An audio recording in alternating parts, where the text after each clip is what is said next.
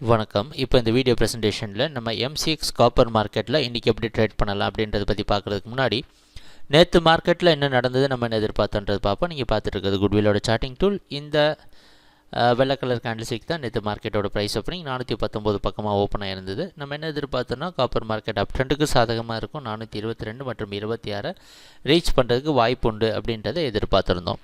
அந்த அடிப்படையில் price open ஆனதுக்கப்புறமா பொறுமையாக போய் மார்க்கெட் 422 அப்படின்ற முதல் டார்கெட்டை தொட்டு இருக்குது. அடுத்த டார்கெட் 426. நம்ம எதிர்பார்த்தது எல்லாமே நடந்திருக்கு. எப்பவும் போல் குட்வில் சார்ட்டிங் டூல் நமக்கு உதவியாக இருந்திருக்கு.